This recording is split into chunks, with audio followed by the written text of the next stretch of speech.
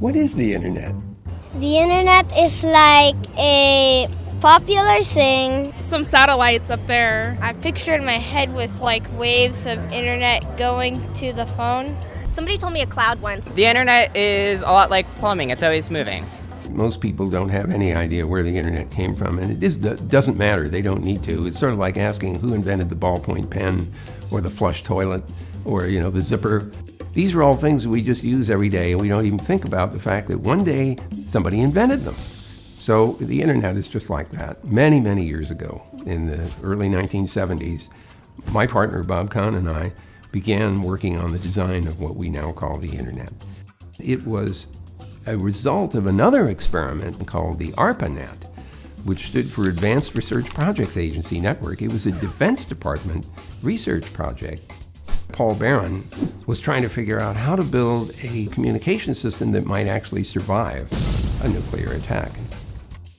So he had this idea of breaking messages up into blocks and sending them as fast as possible in every possible direction through the mesh network. So we built what eventually became a nationwide experimental packet network, and it worked.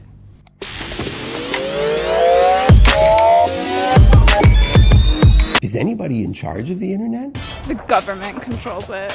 Elves, obviously elves. The people who control the Wi-Fi, because then no Wi-Fi, no internet.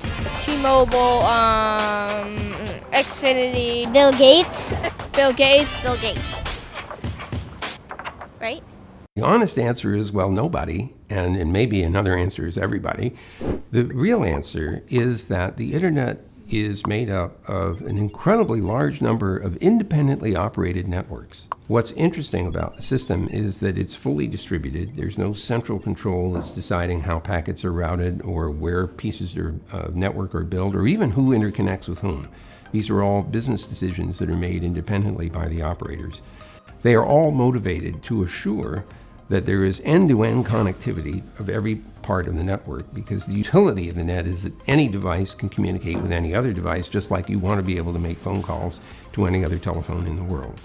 There's nothing like this that has ever been built before. The idea that what you know might be useful to somebody else or vice versa is a very powerful motivator for sharing information. By the way, that's how science gets done. People share information.